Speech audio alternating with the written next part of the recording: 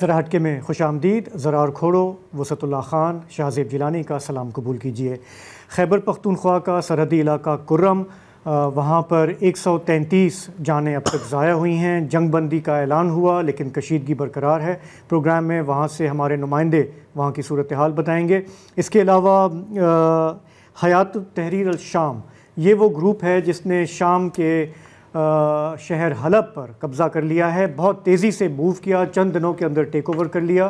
اس group نے کیسے شکست دی ہے شام کی فورسز کو، اس پر بھی پروگرام کے آخر میں بات کریں گے. لیکن آغاز کرتے ہیں ہمارے ملک میں جو انٹرنیٹ پر بندشیں ہیں، جو ڈس انفارمیشن کا معاملہ ہے اس سے. ہم جانتے ہیں کہ ہماری ریاست بڑی طاقتور ہے، اس کے پاس بہت وسائل ہیں، اس سے وفادار لوگ صحافت میں، سیاست میں، عدالت میں اپنا کام کرتے ہیں. لیکن ایک محاذ ہے جس پر ریاست کو پچھلے 2 سال سے خاص کر کے درد سر ہے، اور وہ ہے ڈس انفارمیشن. یعنی کہ سوشل میڈیا پر جو بیانیہ چلتا ہے، جو گھڑا جاتا ہے، اسے کاؤنٹر کرنے میں ریاست کو بہت بار مشکلات آ رہی ہیں. تو اس کا حل یہ ہوا کہ بضع اوقات پابندیاں لگتی رہی ہیں، پیکا کے قوانین بھی آئے، لیکن معاملہ حل نہیں ہوا.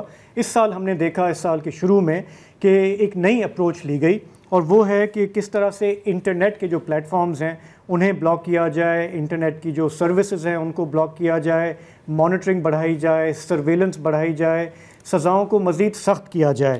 تو سب سے پہلے ہم نے دیکھا فروری میں، آپ کو یاد ہوگا کہ ٹویٹر یا ایکس جو پلیٹ فارم ہے پہلے اس کو بین کیا گیا. کسی نے بتایا نہیں کہ کیوں بین ہوا ہے، کس نے بین کیا ہے. مختلف بہانے سامنے آئے. پھر کبھی کبھی بغیر وجہ بتائے انٹرنیٹ ڈاؤن ہو جاتا ہے، کہتے ہیں جی وہ شارک نے فائبر آپٹک جو ہے وہ کھا لی. بعد میں پتہ چلتا ہے کہ نہیں، کوئی ٹیسٹنگ ہو رہی ہے، کوئی فائر وال لگائی جا رہی ہے. یہ کہ لوگ وی پی این زیادہ استعمال کر رہے ہیں، اس لیے پریشر بڑھ گیا ہے. اور پھر وی پی این کے حوالے سے بھی فتویٰ آ جاتے ہیں کہ یہ غیر شرعی ہیں، پھر ان کی تردید کی جاتی ہے. دنیا میں ایک مذاق ہمارا بنتا رہا ہے کہ یہ کیسا ملک ہے جہاں پر آئی ٹی جو ہے وہ دنیا کو آگے لے کے جا رہی ہے، اور اس ملک کی اکانومی جو کہ آلریڈی سفر کر رہی ہے، وہاں کے جو فری لانسرز ہیں ان کو روزگار نہیں ہے، وہ اس طرح اپنا کام چلا رہے ہیں، ان کے لیے بھی یہ مشکلات پیدا کی جا رہی ہیں. تو یہ پورا سال ہم نے دیکھا ہے کہ پورا نیا سسٹم متعارف کیا گیا ہے، اور جو مشکلیں اس سال ہم نے دیکھی ہیں، اب ہم دسمبر میں آ گئے ہیں، وہ ختم ہونے کا نام نہیں لے رہی. ہماری جو وزیر مملکت ہیں برائے آئی ٹی شزا فاطمہ، وقتاً فوقتاً ان کے بھی ارشادات، ان کے جو تعویلیں ہیں وہ سنتے رہے ہیں. ابھی حال ہی میں جو پچھلے 48 گھنٹوں میں جو خلل رہا ہے آئی ٹی میں، اس حوالے سے بھی انہوں نے جیو ٹی وی سے بات کی. کچھ ان کے جو کلپس ہیں وہ پہلے سن لیتے ہیں. یہ جو بات کی جاتی ہے کہ آزادی رائے بند کرنے کے لیے بند ہے، ایکس پاکستان میں ٹوٹل 2% سے بھی کم لوگ استعمال کرتے ہیں. اگر آزادی رائے مقصد ہوتا تو فیس بک، ٹک ٹاک جو ہماری میجورٹی عوام استعمال کرتی ہے، اور اگر یہ مقصد یہ ہوتا تو پھر ان کے اوپر بندش آتی. اب اس میں فائر وال جو ہے، یہ ایک کانسیپٹ ہے، اس کو ایک جو ہوا بنایا گیا ہے. ساری دنیا کے اندر سائبر سیکیورٹی میکینزم یوز ہوتے ہیں، اس کو آپ جو مرضی نام دے دیں. یہ اس کے اندر کوئی کنٹروورشل بات نہیں ہے کہ اگر سائبر سیکیورٹی جو ہے اس کے اوپر ایک ملک جو ہے اپنی سائبر سیکیورٹی پہ کام کرے. جہاں تک آزادی رائے کا تعلق ہے، آپ کی تمام پلیٹ فارمز کھلے ہیں 100%. انٹرنیٹ میرا کام ہے اپنی انڈسٹری کو پروٹیکٹ کرنا، آئی ٹی انڈسٹری کو پروٹیکٹ کرنا، اور ہم کریں گے. اسی لیے آپ دیکھیں گے کہ جو ایکسپورٹ کے فگرز ہیں ہمارے، یا آئی ٹی انڈسٹری کے فگرز ہیں، اس نے ریکارڈ توڑا ہے. پچھلے مہینے ہم نے 40% گروتھ کی ہے پچھلے سال کی نسبت. اگر انڈسٹری امپیکٹ ہو رہی ہوتی تو آج یہ گروتھ آپ کو نظر نہ آ رہی ہوتی. نمبرز نہیں جھوٹ بولتے، ایکسپورٹ مسلسل بڑھ رہی ہے. ہم نے انڈسٹری کو پروٹیکٹ کیا ہوا ہے. Landline broadband internet بند نہیں ہوتا، اس کے اوپر کسی قسم کا کاروبار، کسی قسم کی بندش نہیں ہوتی. ایکسپورٹ ڈیفینیٹلی بڑھی ہوگی، لیکن مسئلہ یہ ہے کہ یہ جو لاکھوں بچے موٹر سائیکل پہ سوار ہو کے کوریئر کی خدمات انجام دے رہے ہیں، کیبنگ کر رہے ہیں، ان کا سارا روزگار جو ہے وہ واٹس ایپ اور جو لوکل ایپس ہیں ان سے وابستہ ہے. اگر تھوڑا سا بھی اونچا نیچا ہوتا ہے تو ضروری نہیں ہے کہ اس گھر میں چولہا جلے، وہ بھی لاکھوں لوگ ہیں. اور ان کی ایک منطق، ان کی ایک جو منطق ہے وہ میری سمجھ مطلب مزہ آ گیا نا، کہ دلیل یہ دی ہے کہ چونکہ 2% سے بھی کم لوگ جو ایکس یا ٹویٹر پلیٹ فارم میں استعمال کر رہے ہیں، لہٰذا 98% آبادی کو کیا فرق پڑتا ہے, وہ تو ساری فیس بک وغیرہ پہ ہے. اچھا بھائی صاحب, بات یہ ہے کہ پاکستان میں یہ سرکاری جو اسٹیٹسٹکس ہیں, میں ان کی بات کر رہا ہوں, 9% لوگوں کے پاس اپنی کار ہے. صحیح, ٹھیک ہے. 92% آبادی کا کوئی سروکار نہیں ہے کہ ساری کاریں آپ بین کر دیں یا نہ کر دیں. لہٰذا اس منطق کے تحت میں چاہوں گا, میں مطالبہ کروں گا کہ وہ جو باہر سے گاڑیاں امپورٹ کی جاتی ہیں یا ایون یہاں بھی بنائی جاتی ہیں, ان کی کیا ضرورت ہے؟ 92% کی ضرورت نہیں ہے. اسموگ بھی بہتر ہو جائے. ہاں, وہ ذہنیت ہے جو اس خطے میں پچھلے 5000 سال سے چلی آ رہی ہے کہ جو وید ہے وہ صرف برہمن پڑھ سکتا ہے اور برہمن ہی سن سکتا ہے. اس کے علاوہ اگر کسی کے کان میں پڑے گا تو اس کے کانوں میں پگھلا ہوا سیسا ڈال دیا جائے گا. یہ میری 5ویں کلاس کے سرکاری نصاب سے میں یہ جملے کوٹ کر رہا ہوں. یہ اتنا ظلم و ستم تھا. تو اب یہ ہے, ان سے یہ بھی پوچھا گیا کہ آپ یہ جو پھر پرائم منسٹر کیوں استعمال کر رہا ہے, ISPR وغیرہ کیوں استعمال کر رہے ہیں, کہنے لگے جی وہ تو جو ہیں ان کے تو امپورٹنٹ ایک چیزیں ہیں اور انہیں کانٹیکٹ میں بھی رہنا پڑتا ہے, اور ذمہ داری سے اگر وہ استعمال کر رہے ہیں تو سو اور دنیا سے کانٹیکٹ میں رہنا پڑتا ہے. ہمارے سے کانٹیکٹ کرنے کے لیے ان کو ہم شودر ہیں, ہمیں کیا ہے, وہ ڈائریکٹ آ جاتا ہے. اچھا, یہ بڑی مزیدار بات ہے نا کہ ایک تو مجھے نہیں پتا کہ دنیا کے لیے جاننا ضروری ہے یا نہیں کہ پاکستان کا CPI کہاں پہنچا ہے, کیونکہ اکثر وزیر اعظم کنزیومر پرائس انڈیکس مہنگائی کی شرح اکثر وزیر اعظم اس بارے پہ بھی ٹویٹ کر رہے ہوتے ہیں. اچھا, 2% ہے, ان میں سے 1% تو میرا خیال ہے کہ آپ کاٹ لیں کیونکہ وہ حکومت کے عہدیدار ہیں اور حکومتی ڈپارٹمنٹس ہیں جو ٹویٹ کر رہے ہوتے ہیں. بچے 1%, یہ اتنا خطرناک 1% ہے کہ آپ کو ٹویٹر بند کرنا پڑا ہے. مطلب اتنی ٹینشن ہے. کون 1% خطرناک, کون ہے یہ 1%, کون ہے یہ 1%؟ اچھا پھر امین اگین دیکھیں, اب یہ انہوں نے بات کی ہے آج, کوئی ضمانت نہیں ہے کہ 2 گھنٹے بعد یا کل یا 2 دن بعد یا 1 ہفتے بعد کیا لائن ہوگی. Okay, again I don't know what to believe, because اگر صرف آپ نے مختصر بتایا تھا VPN کا, میں ایک تھوڑی سی ان کی ٹائم لائن دینا چاہ رہا ہوں. صحیح, فروری میں بند کرتے ہیں لوگ, VPN استعمال کرتے ہیں. پھر کیا ہوتا ہے کہ جی یہ VPNs کی وجہ سے ہی تو سلو ہو رہی ہے چیزیں, ایک وجہ یہ بھی دی گئی. اچھا, پھر آ جاتی ہے انٹیریئر منسٹری سے دہشت گردی ہوتی ہے VPN کے ذریعے, کیونکہ VPN سے پہلے ظاہر ہے نہ دہشت گردی تھی اور VPN کے بعد نہ دہشت گردی ہوگی, رائٹ. بنوں میں جو حملے ہو رہے ہیں وہ VPN کے تھرو شاید ہو رہے ہیں, مجھے نہیں پتا. پھر PTI آ جاتی ہے کہ نہیں سر, اصل مسئلہ ہے کہ یوتھ گمراہ ہو رہی ہے, لوگ پورنوگرافی دیکھ رہے ہیں, اتنی پورنوگرافی دیکھ رہے ہیں کہ آپ کی نیٹ نہیں چل رہی. پھر اسلامی نظریاتی کونسل داخل ہوتی ہے, وہ کہتی ہیں سر یہ تو غیر شرعی ہے. 3 دن بعد وہ کہتے ہیں اصل نہیں یار, آپ نے ایسی پتہ نہیں غلط سمجھ لیا, ہم کہنا چاہتے تھے یہ غیر شرعی نہیں ہے, ٹائپو ہو گیا, آپ جان لو گے کیا. جس کے بعد پھر کہتے ہیں کہ جی آپ رجسٹر کرو, پھر رجسٹریشن کی ڈیڈ لائن آگے کرتے ہیں. اور ابھی خبر آئی ہے کہ VPN کا جو ہے عام بندہ اس پہ اپلیکیبل نہیں ہے. یہ ہیں میجر جنرل حفیظ الرحمان صاحب ہیں, PTI کے چیئرمین. انہوں نے کہا ہے کہ صرف کمرشل VPNs کو رجسٹر کرانے کے لیے کہا گیا ہے, اور اب تک 27,000 VPNs رجسٹر ہوئے ہیں. یہ انہوں نے پارلیمنٹ کی ایک کمیٹی کے سامنے. ہاں, اور اب شاید وہ کہہ رہے ہیں, ذرائع کہہ رہے ہیں کہ ہو سکتا ہے اس کو ہم واپس لے لیں رجسٹریشن کے چکر کو. اچھا, اور کوئی قانونی طریقہ ہے نہیں. وجہ یہ کہ پیکا لاز میں آپ مواد کو بلاک کر سکتے ہیں, آپ ٹول کو بلاک نہیں کر سکتے. اوکے, سو اب ہم یہاں آ گئے. اگین یہ اب تک کی بات ہے, 2 گھنٹے بعد, 2 دن بعد, 2 ہفتے بعد, ہمیں نہیں پتا کیا ہوگا. اچھا, اب یہ جو بات ہے نا کہ نہیں سر انٹرنیٹ تو صحیح چل رہی ہے, سب کچھ صحیح چل رہا ہے, 100% کھلا ہوا ہے. 100% وہ کس دنیا میں رہ رہی ہے؟ 100% کھلا ہوا ہے, کوئی اب بات نہیں ہو رہی ہے. یہ سب ایک کیٹیگری میں آتی ہیں نا, بلینکٹ ڈینائل. لوگ پاگل ہیں, پھر ہم بھی پاگل ہیں, کیونکہ پچھلے 3-4 دنوں سے جس سے بات کرو یا جس سے بات کرو. اچھا, گھر کے ایک کونے میں VPN وائس نوٹ نہیں جاتا, دوسرے کونے میں میڈیا ڈاؤن لوڈ نہیں ہوتی. یہ صورتحال ہے. VPN آن کرو تو کچھ ہے, VPN آف کرو تو کچھ اور ہے. نتیجہ اس کا کیا ہے کہ جو لوگ استعمال کرتے ہیں, اب میں صرف واٹس ایپ کی بات کر رہا ہوں, اور جیسے آپ نے بھی ذکر کیا روزی روٹی بہت خواتین اور جو اسمال بزنسز ہیں وہ سب واٹس ایپ پر ہیں. سیفٹی کا ایک بہت بڑا ایشو ہے, رائٹ, کیونکہ خواتین جو رائڈ شیئرز اور اس طرح استعمال کرتے ہیں, you need a functioning data for it یار. اس کے بغیر آپ کو نہیں پتا کہ گاڑی کہاں جا رہی ہے, کیا نہیں ہو رہا. یہ ایک چیز ہوتا کیا ہے کہ وہ لوگ جن کو میں جانتا ہوں, ہم سب جانتے ہیں, جو ایک طرح سے اے پولیٹیکل ہے, ٹھیک ہے, جن کو پتہ بھی نہیں ہے اور نہ وہ پتہ وہ جاننا چاہتے ہیں کہ ملک میں کیا ہو رہا ہے and so on and so forth, وہ یہ سوال پوچھتے ہیں کہ یہ کیا ہو رہا ہے. پھر جب ان کو آپ جواب دیتے ہیں نا کہ یار دیکھیں یہ ہوا تھا, پھر یہ ہوا تھا, پھر یہ ہوا تھا, وہ کہتے ہیں یار یہ پاگل ہو گئے, کیا ہو گیا.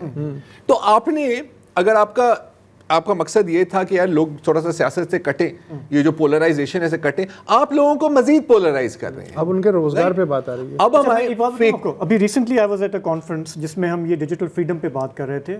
وہاں پہ کیمبوڈیا سے لوگ آئے ہوئے تھے, یہ جو اتھارٹیرین گورنمنٹس ہیں جہاں پر ملٹری کنٹرول کرتی ہے, وہاں وہ جو اپنے قصے بتا رہے تھے آج سے 4-5 سال پہلے, وہ ایگزیکٹلی شروع اس طرح ہوتا ہے. ایسا ہی ہے, ٹھیک ہے. سو اگر ہم جا رہے ہیں کسی سائبر مارشل لاء کی طرف آہستہ آہستہ, اور یہ جو فائر وال کا پورا شاخسانہ ہے, تو ایک بنیادی سوال یہ اٹھتا ہے کہ جی اس وقت ہم یہ دیکھ رہے ہیں, اور میں مانتا بھی ہوں کہ ریاست کو ایک حلقے کی طرف سے بہت تابڑ توڑ حملوں کا سامنا ہے, جھوٹ کی بہتاب ہے, اس میں پورا لوگوں کے ایموشنز کہاں سے کہاں پہنچ جاتے ہیں, وائلنس ہو جاتا ہے, ہیٹرڈ ہو جاتی ہے. لیکن سوال پھر یہ کہ جو ایک عسکری اپروچ ہوتی ہے نا, کہ ایک محلے میں کوئی کارروائی ہوئی, آپ کیا پورے گاؤں کو جا کے ملیا میٹ کر دیں گے؟ کلیکٹیو پنشمنٹ جو ہے کیا پورے پاکستان پہ لاگو ہوگی کہ زیادہ تر لوگ جن کا روزگار ہے, جو اظہار آزادی تمیز سے بات کریں, وہ سب سفر کریں گے کیونکہ آپ کا جب موڈ ہوگا آپ یہ بند کر دیں گے, آن کر دیں گے, خلل ڈال دیں گے؟ سوال یہ ہے, دیکھو ڈس انفارمیشن کو ریگولیٹ کرنا ہے, اس سے کوئی میرا خیال ڈیبیٹ نہیں ہے. اب یورپ میں آپ نے دیکھا, ابھی ہم نے برٹن میں دیکھا, اتنے بڑے رائٹس ہوئے, اس کے بعد ہاں وہ اپنے یہ بگ ٹیک کو اکاؤنٹیبل کر رہے ہیں کہ جی اگر آپ کے پلیٹ فارم سے ہوگا آپ کی بھی ذمہ داری ہے, اور انڈیویجول یوزرز کو بھی کر رہے ہیں. لیکن ایسا تو نہیں, مطلب یورپ کو اگر آپ دیکھیں تو میں نے نہیں دیکھا کہ آپ آ کے بول دیں گے جی کہ پورا کا پورا ہم پلیٹ فارم بند کر دیں گے یا یہ کریں گے. اچھا وہاں پر ایک اور پوائنٹ بھی ہے نا, دیکھیں اب آپ نے جب شو کا آغاز کیا, آپ نے بات کی فیک نیوز اور مس انفارمیشن کی, اور ابھی بظاہر ذرائع کے مطابق پیکا قوانین کو بھی مزید سخت کیا جا رہا ہے, ٹھیک ہے. اس پہ آنے سے پہلے یہ جو فیک نیوز فیکٹریز ہیں یہ یقیناً خطرناک ہیں, ٹھیک ہے. ابھی حال میں جو اسلام آباد میں ہوا ہے اس کے بارے میں جس طرح کی مس انفارمیشن اور انفارمیشن پھیلی ہے, کوئی پتہ نہیں 300 کی باتیں ہو رہی ہیں, یہ ہو رہا ہے, اے آئی جنریٹڈ پکچرز کا بھرمار ہے, کوئی غزہ کی تصویریں لے کر ٹویٹ کر رہے ہیں, کوئی ننکانہ میں ایک میسیکر ہوا تھا 2019-2018 میں, وہ ویڈیو ٹویٹ ہو رہی ہے. یہ سب کچھ ہو رہا ہے, اور اس کی ایک بہت بڑی وجہ ہے کہ جب آپ مین اسٹریم میڈیا کو ڈکٹیٹ کریں گے کہ یار تم نے اس پہ بات ہی نہیں کرنی, تم نے اس پہ بات ہی نہیں کرنی, یہ ایشو ہی نہیں, یا پھر آپ ایسی انفارمیشن دیں گے جو آدھے گھنٹے میں سب کو پتہ لگ جائے گا کہ یہ غلط ہے, ٹھیک ہے. ابھی حال میں اور نعمت علی خان نعمت جو ہیں ہمارے صحافی بھائی, ان کی ایک ٹویٹ تھی میں بڑی اچھی لگی. انہوں نے کہا کہ یار ضرور فیک نیوز ایک مسئلہ ہے, اور ضرور ان فیک نیوز فیکٹریز نے تباہی مچائی ہوئی ہے, وی آل اگری ود دیٹ, میں کوئی دو رائے نہیں ہے. لیکن ان کو فروغ دینے میں حکومت کا کتنا بڑا ہاتھ ہے, کیونکہ میدان آپ نے ہی بنایا ہے, ٹھیک ہو. یا تو مین اسٹریم میڈیا کو کنٹرول کر کے آپ نے پوری انفارمیشن کو کنٹرول کر لیا ہوتا, لیکن ایسا نہیں ہے. اور انہوں نے مثال دی جو کراچی میں ایئرپورٹ پر چائنیز پر حملہ ہوا تھا. پہلے کیا ٹکر آئے تھے, کیا خبریں چلی تھی, دھماکہ ہوا ہے, آئل ٹینکر میں آگ لگی ہے, دھماکہ نہیں ہوا, آئل ٹینکر میں آگ لگی ہے. آپ کو اور ایکسپلیسٹلی کہا گیا کہ اسی لائن کو چلانا ہے, اس سے آگے نہیں جانا, جیسے کہ آدھے گھنٹے میں اس کی تفصیل نہیں آنی, جیسے بعد میں کسی کو پتہ نہیں لگنا. تو میڈیا سے اسی لیے اعتبار اٹھ گیا نا کہ آپ لوگ بتاتے نہیں ہو, حقیقت نہیں بتاتے. اچھا پھر آگے جو ایک نعمت خان نے ایک اور اچھی مثال دی ہے کہ اب آج آپ نے خبر سنی ہوئی ہے کہ شہباز شریف صاحب نے ریاست کے خلاف پروپیگنڈے میں جو ملوث لوگ تھے, یہ جو پی ٹی آئی کے احتجاج کے دوران, ان کی نشاندہی کے لیے ایک ٹاسک فورس تشکیل دی ہے, جس کے جو چیئرمین ہے وہ پی ٹی اے کے چیئرمین ہیں, باقی اس میں متعلقہ ایجنسیاں اور وزارت داخلہ وغیرہ سب شامل ہیں کہ جی وہ آئیڈینٹیفائی کریں. اچھا سوال یہ ہے کہ اس کی ضرورت نہ پڑتی ہی اگر آپ میڈیا کو یہ کہہ دیتے کہ یار جس ہسپتال میں جانا ہے، آپ تو سچے ہیں، جس ہسپتال میں جانا ہے چلے جاؤ، لاشیں مل رہی ہیں، ہمیں بھی بتاؤ کہ فلانی جگہ فلانی جگہ. آپ نے کیا کیا کہ متی اللہ جان کو اٹھا لیا ہیں میتھ پہ. اچھا، تو اس سے ایک پتہ چلا او ہو کوئی ایسا چکر ہے جو ہے. تو اچھا یہ ہے مائکرو مینجمنٹ کا بڑا شوق ہے، لیکن یہ مائکرو مینجمنٹ نہیں ہے. اب دیکھیں جیسے عمران خان، آپ نام نہیں لے سکتے، ٹھیک ہے، اس سے اسٹیبلشمنٹ کو یا حکومت کو کیا فائدہ ہوا؟ کیا ایک بندے زیادہ نامقبول ہو گیا، مقبول ہو گیا، کیا ہوا؟ کیا مجھے کوئی سروے کر کے بتائے. آج تک ہم جو ہیں مننے کے ہیں ان سے. تو آپ نے جو شروع میں کہا تھا نا کہ ریاست طاقتور ہوتی ہے، یار طاقتور ریاست جو ہے وہ پیرانویا نہیں ہوتا، اس طرح نہیں، اتنی انسیکیور طاقتور ریاست کو. چلے ایک وقفہ لیتے ہیں، پھر اسی موضوع پہ بات کرتے ہیں.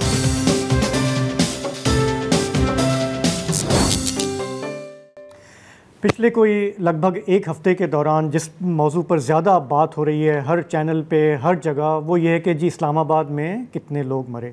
تو اب ہم اس بحث کو ہم نے بھی دیکھا، فیکٹ چیکنگ بھی کی، اور ہمارا انٹرسٹ یہ تھا کہ ہم فیکٹس کو اسٹیبلش کریں، سنی سنائی پہ نہ چلیں جیسا کہ سوشل میڈیا پہ ہم نے ہوتا دیکھا ہے.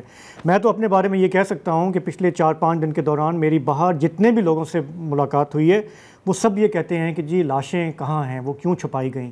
تو جب ہم نے ان سے کہا کہ یار تھوڑا سا ہم نے فیکٹ چیکنگ بھی کی ہے، صحافتی حلقوں نے بھی دیکھا ہے، اور اتنے فگر سامنے آئے ہیں، پولیس والے، رینجرز اور کچھ عام شہری، کوئی ماننے کے لیے تیار نہیں تھا. یہ طاقت ہوتی ہے جھوٹ کی اور ڈس انفارمیشن کی.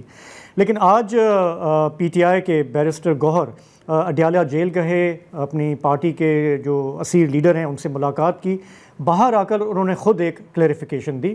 سن لیتے ہیں. ہم غیر ذمہ دارانہ سٹیٹمنٹ نہیں دیتے، ہم نے وہی فگر دیا جس کی ڈیٹیل ہمارے پاس ہے. وہ 12 شہادتیں ہوئی ہیں. ہم نے آن ریکارڈ کہا ہے کہ جو سینکڑوں لوگ کہہ رہے ہیں ان کو ہم نے ڈسون کیے ہیں. تا وقت یہ کہ ہمارے پاس اس کا ثبوت اور ڈیٹیل آ جائے. گولی جس طرف سے بھی چلی، جس نے بھی چلائی، جیسے بھی چلی، گولی کی مذمت ہے، اس میں کوئی دو رائے نہیں ہے. خان صاحب کے بارے میں جو خبریں چلا رہی تھی ان کے صحت کے بارے میں، یا یہ کہ وہ اڈیالہ جیل میں نہیں تھے، وہ بھی ساری خبریں غلط ہے. الحمدللہ خان صاحب کی صحت ٹھیک ہے. تو میرا یہ کہنا ہے کہ اب چونکہ پارٹی کی طرف سے خود یہ آ گیا ہے تو ان کے فالوورز کو یہ مان لینا چاہیے، کیونکہ جب ہم یہ فیکٹ چیکنگ کر کے یہ بات کر رہے تھے تو ہمیں کہا گیا کہ آپ ٹاؤٹ ہیں، شیم آن یو، فلانا فلانا، وہ ہم پی جاتے ہیں کیونکہ خیر ہمارے کام میں ہی چلتا رہتا ہے. لیکن کہنے کا مقصد یہ ہے کہ اب پارٹی کے اپنے چیئرمین نے آپ نے آ کے کلیئر کر دیا، حالانکہ 12 کا فگر بھی نہیں ہونا چاہیے تھا، نہ پولیس، نہ رینجرز، نہ کوئی عام سٹیزن. لیکن وہ جو بات ہو رہی تھی ہزاروں، سینکڑوں، اور وہ جو ہے یہ اس لیے ضروری ہوتا ہے کہ اس کو یہ ٹیکل کرنا ہے. لیکن کیا اس طرح ٹیکل کرنا ہے؟ جس طرح یہ ٹیکل کرنا چاہ رہے ہیں نا، یہ تو ایسے ہے کہ جیسے آپ ہیلپ کر رہے ہیں، آپ یہ پلیٹ پر رکھ رہے ہیں کہ جی یہ لے آپ کے پاس موقع. This is absolutely worst way to handle this kind of situation. لیکن بہرحال ہم اس پہ بات کر دی ہے ہم نے. جہاں تک یہ جو بات ہو رہی تھی نا خان صاحب کی صحت کی، اچھا یہ ایک اور وائرل ریومر تھا، اور یہ کئی لوگوں نے، اب مجھے ایگزیکٹلی اب یاد نہیں ہے، لیکن کافی مطلب امپورٹنٹ لوگوں نے بھی، کہ کوئی ایسی ایک اسپرے کی ہے خان صاحب کے جیل سیل میں جس سے ان کا ذہنی توازن پر اثر پڑا ہے اور ان کو پوائزن کیا جا رہا ہے، and so on and so forth. تو یہ بھی ایک امپورٹنٹ کلیریفیکیشن ہے. اچھا مجھے یہ جو ٹویٹ جس نے بھی کی تھی یا جو واٹس ایپ پہ جس طرح کہتے ہیں، وہ 20 لوگوں نے بھیجی کہ سر یہ دیکھیں یہ کیا ہو رہا ہے، آپ اس پر رپورٹ کیوں نہیں کر رہے ہیں. میں نے کہا کہ یار دیکھیں اب اس کے بارے میں بھی زیادہ پتہ نہیں ہے، it's difficult to find out.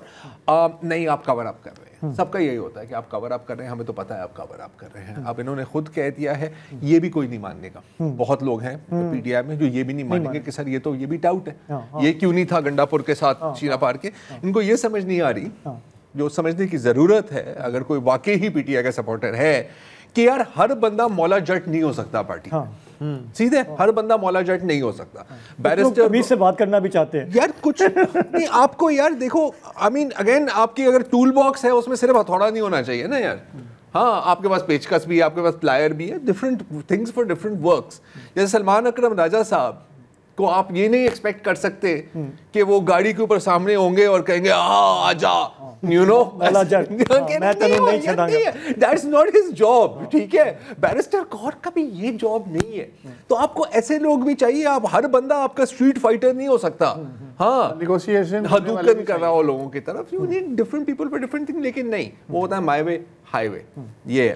اچھا, پیکا قوانین پر بھی میں نے سنا ہے کہ کچھ مزید سختی آنے والی ہے, تو بتائیں. یار قوانین دیکھو, ہم actually we have lost track. ہاں, وی ہیو لاسٹ ٹریک. ہم نے وہ پہلے دیکھا ڈیفیمیشن لا ایک آیا, پنجاب میں آیا. وہ کس کے خلاف تھا کہ جو اعلیٰ عہدوں پر جو لوگ ہیں ان کو آپ کرٹیسائز نہیں کر سکتے.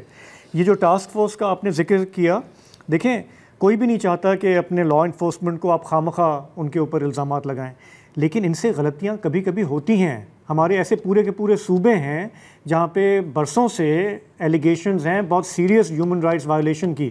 تو کیا آواز نہیں اٹھا سکتے, اور اٹھائیں گے تو کسی ٹاسک فورس کے حوالے ہو جائیں گے؟ مطلب ایک بیلنس کرنا ہوگا نا. ایک ایکسٹریم یہ ہے کہ جی آپ جو وردی میں ہے, پولیس والا ہے, کوئی بھی ہے, اس کی زیادتی کے خلاف آپ بالکل آواز نہیں اٹھا سکتے. آپ وہ پیکا قانون توڑ دیں گے, آپ کو ہم جیل میں اندر کر دیں گے. دوسرا ایکسٹریم وہ ہے کہ آپ نے ان پہ الزام لگا دیا کہ انہوں نے میسیکر کیا ہے, انہوں نے لائیو فائر جو ہے وہ عوام پہ کھول دیا ہے جس کی کوئی ایویڈنس نہیں ملا. سنائپر کھڑے ہوئے ہیں, یا سنائپر کھڑے ہوئے ہیں, ٹھیک ہے نا. تو there has to be a way of tackling some of this. مطلب آپ بلینکٹ جو ہے, دیکھو وے میری نظر میں اگر ہم اس طرح دیکھیں کہ فیک نیوز ایک وائرس ہے.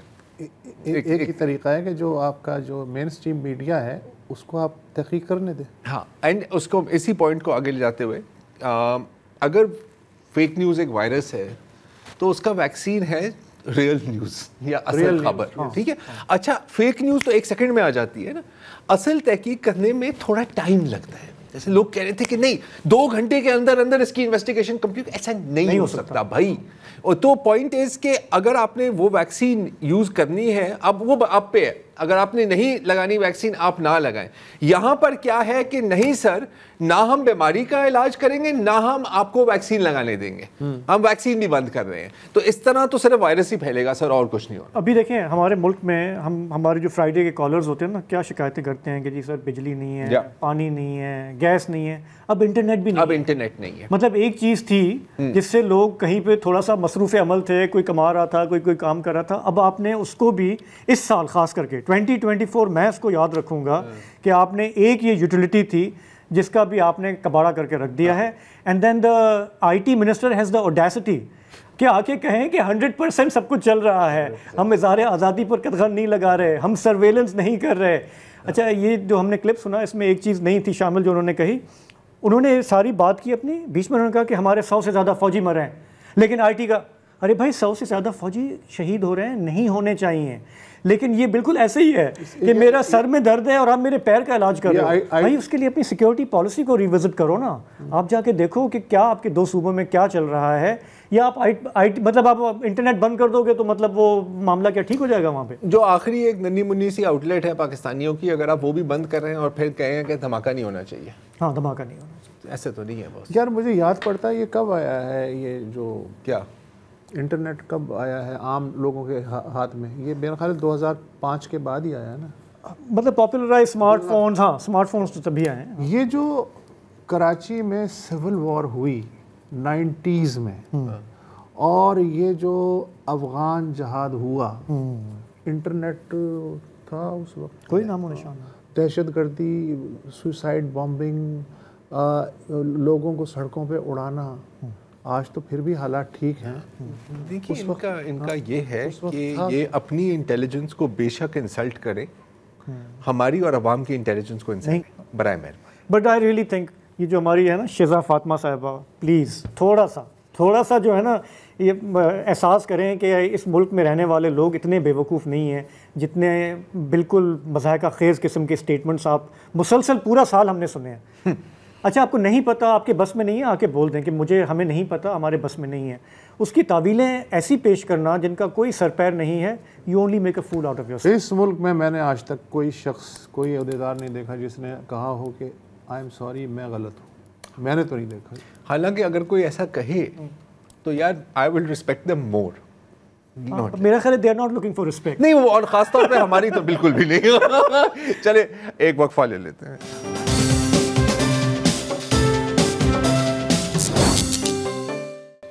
پچھلے 2 ہفتوں سے تمام نظریں اسلام آباد پر رہی ہیں. وفاقی حکومت کی کوشش تھی کہ کسی طرح پی ٹی آئی کو اسلام آباد میں داخل ہونے سے روکا جائے, ایک دفعہ داخل ہو گئے ان کو کسی طرح وہاں سے نکالا جائے, اور پی ٹی آئی کے قافلے جو زیادہ تر خیبر پختونخوا سے آئے تھے اور بظاہر اور ان کی سربراہی کر رہے تھے خیبر پختونخوا کے وزیر اعلیٰ امین گنڈاپور صاحب, ان کی کوشش تھی کہ اسلام آباد میں داخل ہوں. اس دوران تمام جھڑپوں کو ملا کر کرم ایجنسی میں تقریباً 133 لوگ جاں بحق ہوئے ہیں, اور ہمیں ابھی اندازہ نہیں لگا سکتے کہ کتنے لوگ زخمی ہیں, ان میں سے کتنے لوگ شدید زخمی ہیں. آج ہماری بات ہوئی ہمارے جو ڈان کے نمائندے ہیں پارا چنار میں جاوید حساب سے, اور ان سے میں نے پوچھا کہ اس وقت کرم کی کیا صورتحال ہے. اس وقت صورتحال کا اگر بتایا جائے تو آمد و رفت کے راستے جو گزشتہ 50 دنوں سے بند ہے. پہلے بھی کنوائیوں کے ذریعے کچھ حد تک گزارا ہو رہا تھا, لیکن اس وقت ضلع کرم خصوصاً پارا چنار کو مختلف مشکلات کا سامنا ہے, جیسے خوردنی اشیاء, تیل, تعلیمی ادارے بند ہے, انٹرنیٹ سروس تاحال بند ہے, موبائل سگنل بند ہے, پراپر کام نہیں کر رہے. تو اس وقت لوگوں کو شدید مشکلات کا سامنا ہے. اچھا, کچھ دن قبل ایک اعلان ہوا تھا کہ جنگ بندی کا اعلان ہو گیا ہے ضلع کرم میں, ایک جرگہ بھی ملا تھا, بلکہ کئی ملاقاتیں ہوئیں اور چھوٹے بڑے جرگے ہمیں دیکھنے کو ملے, لیکن اس کے باوجود جنگ بندی کے باوجود جنگ بند نہیں ہوئی ہیں, جھڑپیں ابھی بھی جاری ہیں. تو ہم نے جاوید سے پوچھا کہ اس کے پیچھے کیا وجہ ہے. بار بار جنگ بندی بھی ہوتی ہے, اور تیگا جو امن تیگا مطلب پشتون روایات میں اس کا بہت اہمیت تھا. پہلے جب بھی قبائل کے درمیان کوئی جھڑپ یا جنگ ہوتی ہے تو اس کے درمیان ایک 16 ایک تیگا رکھا جاتا ہے جس کا بہت زیادہ احترام ہوتا ہے. لیکن حالیہ دنوں میں وہ روایات بھی لوگ نہیں دیکھتے, اسے بار بار جرگے آتے ہیں, گرینڈ جرگے آتے ہیں, فورسز بھی اس میں شامل ہوتے ہیں, پولیس, صوبائی حکومت, لیکن بار بار اس کے خلاف ورزی ہوتی ہے. ایک تو لینڈ ڈسپیوٹ کی وجہ سے یہاں پر بار بار جھڑپیں ہو رہے ہیں. دوسرا روڈ جو ہے پارا چنار ٹو پشاور, اس میں اگر ایک گاڑی پر پتھر بھی مارا جائے تو اس کے خلاف پورا کرم اٹھ جاتا ہے. اور لوگ یہی کہتے ہیں کہ روڈ جو ہے وہ ریاست کی ذمہ داری ہے, کیوں بار بار ناکام ہوتے ہیں. ریاست نے تو کنوائی دی تھی ان لوگوں کو, اور یہ بار بار پوچھتے ہیں. ساجد توری بھی آج بھی اس جرگے میں کہہ رہے تھے کہ کنوائی کے 44 افراد تو شہید ہو گئے, کیوں ایک سپاہی کو اور ایک پولیس والے کو, ایک ایف سی والے کو ایک خراش بھی نہیں لگی. تو یہ کویسچن ہے, لوگ یہ پوچھتے ہیں کہ اس کی انکوائری کی جائے. ایک بات اور کہ گزشتہ کئی دہائیوں سے کرم میں جھڑپیں, جنگیں اور دھماکے ہو رہے ہیں, لیکن ایک دھماکے اور ایک جنگ کی انکوائری نہیں ہوئی. اگر لوگ یہ بار بار یہ ڈیمانڈ کرتے ہیں کہ ایک جھڑپ اور ایک بم دھماکے کی اگر انکوائری کی جائے تو لوگوں کو کچھ تو پتہ چلے کہ کیا ہو رہا ہے اور کون کروا رہا ہے. جاوید سے جب بات ہو رہی تھی تو وہ یہ بھی کہہ رہے تھے کہ اب جرگے کا جب فیصلہ ہوتا ہے تو جرگوں والوں کا یہ بھی ایک کمپلینٹ ہوتی ہے کہ یار ہم اس پر عمل درآمد نہیں کروا سکتے, اس کو انفورس کرنا یا تو وفاق کا کام ہے یا تو صوبائی حکومت کا کام ہے. تو پھر میں نے جاوید سے پوچھا کہ وفاقی حکومت اور صوبائی حکومتوں کا یہاں پر کوئی کردار ہے بھی یا نہیں. ہاں جی زرار صاحب, صوبائی حکومت اور وفاقی حکومت کا کردار, مجھے وہ جملہ یاد آیا کہ نواز شریف صاحب نے 2 سال پہلے ایک دھماکہ ہوا تھا پارا چنار میں, تو وہ خطاب میں فرماتے ہیں کہ کیا پارا چنار کرم کا حصہ ہے. تو ان لوگوں کو یہ اندازہ بھی نہیں ہے جو وفاق میں بیٹھے ہیں کہ کرم جو ہے یا پارا چنار جو ہے یہ پاکستان کا حصہ ہے. اور آج اس کے بھائی کو یہ بہت زیادہ یاد آتا ہے کہ کرم کے حالات خراب ہے, یہ وہ صرف وہ یوز کرتا رہا کرم کے نام کو اور پارا چنار کے نام کو یوز کرتا رہا کہ ادھر جھڑپیں جاری ہے اور صوبائی حکومت کیا کر رہی ہے. تو وفاقی حکومت نے صرف کرم کا نام اس لیے یوز کیا کہ پی ٹی آئی کا جو پروٹیسٹ ہے وہ خراب ہو جائے اور میڈیا کا سارا جو بریکنگ ہے وہ کرم کی طرف جائے. صوبائی حکومت بار بار کرم کے ایم پی ایز اور ایم این اے صوبائی حکومت سے یہ درخواستیں کرتی رہی کہ جو کمیشن بنایا ہے ان کو پال کرے اور سیکیورٹی دی جائے, روڈ کو محفوظ بنایا جائے. صوبائی حکومت کا صرف کردار حالیہ جھڑپ میں یہ تھا کہ ایک وفد آیا، بیرسٹر گوہر وہ آئے یہاں پولیس اسٹیشن کیا، اہل تشیع مشران کے ساتھ ملے، اہل سنت کے مشران کے ساتھ ملے. صبح ان کو جانا تھا، کوئی کام کرنا تھا جنگ بندی کے لیے، لیکن وہ چلے گئے اسلام آباد پروٹیسٹ اور کرم کے حالات ویسے ہی چھوڑ کر. لیکن یہاں پر ایک گلہ میڈیا کے چینل سے بھی ہے کہ سی ایم صاحب جو بھی پریس ریلیز دے دیتے ہیں وہ کرم کے اپنے صحافی اور اپنے سورس کو چھوڑ کر سی ایم صاحب کے پریس ریلیز کو اہمیت دیتے ہیں. ہمارے اپنے ادارے بھی، میں گلہ بھی کروں گا یہاں پر کہ گراؤنڈ ریئلٹی کو چھوڑ کر آپ سی ایم صاحب کے اور دوسرے اہم عہدیداروں کے یا جو ذمہ دار ہے ان کی پریس ریلیز تو چلاتے ہیں، مگر آپ کو گراؤنڈ ریئلٹی جو ہے وہ بھی دیکھنی چاہیے. کرم کے لوگ، معصوم بچے مر رہے ہیں یہاں پہ خواتین مر رہی ہے، ان کے ساتھ جو ظلم ہو رہا ہے ان کو بھی پیش کرنا چاہیے. حالانکہ جو وفاق میں یا صوبائی حکومت میں بیٹھے ہیں وہ آرام سے یہ کہہ دیتے ہیں کہ جنگ بندی ہو گئی ہے اور امن ہے، لیکن یہاں پر حالات اس کے برعکس ہوتے ہیں. اور میڈیا کی نمائندے بھی، زرار صاحب کچھ دن پہلے رابطہ نہیں ہو رہا تھا، سگنل بند تھے، انٹرنیٹ سروس بند تھے. ہمارے جتنے بھی صحافی ہیں جو پشاور میں بیٹھے ہیں یا کوہاٹ میں بیٹھے ہیں، دیگر علاقوں میں، وہ کرم کے نیوز بہت خوشی چلا رہے تھے کہ یہ ہے وہ، حالانکہ ان کو پتہ بھی نہیں تھا. کرم کے حالات بہت زیادہ سنگین ہیں. صوبائی حکومت اور وفاقی حکومت، فورسز اور پولیس کو اکٹھا ہو کر اس پہ کام کرنا چاہیے. اس طرح نہیں کہ ان کے جو اپنے سیاسی مسئلے ہیں یہ کرم کے حالات کے اوپر وہ اپنی سیاسی سکورنگ کرتے رہے. تو یہ ہے. اچھا، ایک میم میں نے دیکھی جو کہ مستقل گردش کر رہی ہے 3-4 دن سے، کہ جو خیبر پختونخوا اسمبلی ہے اس نے اسلام آباد میں جو لوگ جاں باق ہوئے ان کے لیے 3 روزہ سوگ کا اعلان کیا. کرم میں 100 سے زائد ان کے اپنے صوبے کے ضلع میں لوگ جو ہیں وہ جاں بحق ہو گئے، ان کے لیے 1 گھنٹے کے سوگ کا بھی. بہرحال یہ گلہ ہے. انہوں نے یہ جو کہا کہ وفاقی حکومت جو ہے یا کوئی بھی صوبائی حکومت اس طرح کا کوئی بھی انسانی مسئلہ ہو وہ اسے اپنی سیاست پہ قربان کر دیتی ہے. اب میرے ذہن میں یہ آ رہا تھا کہ جو کرم ضلع ہے، کرم ایجنسی ٹرائبل ایریا کے طور پہ 65 سال وفاق کے زیر انتظام رہا ہے ڈائریکٹ. تو کیا کرم اس وقت جنت تھا؟ یہ مسائل تو تب بھی تھے اور تب ہی کے ہیں. تو یہ پھر یہ ہے نا کہ جی آپ کنٹرول نہیں کر پا رہے، آپ نہیں کنٹرول کر رہے، او بھائی آپ نے کون سا کنٹرول کر لیا؟ نہیں، دونوں کی کوتاہی ہے، صوبائی گورنمنٹ بھی، وفاق بھی. یہ صرف سیاست کے پتے کے طور پہ اس وقت اس کے ساتھ صرف کھیلا جا رہا ہے.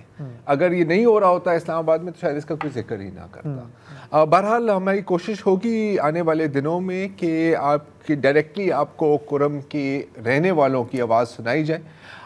ابھی کے لیے ایک وقفہ لیں.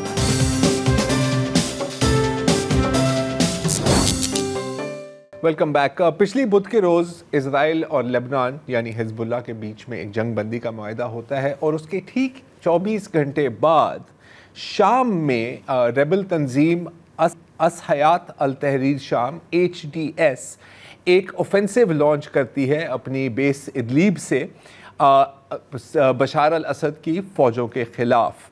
حلب کا شہر اس وقت ان کے مکمل ان کے قابو میں ہے اور وہ ہما کے شہر تک بڑھ رہے ہیں بہت تیزی سے.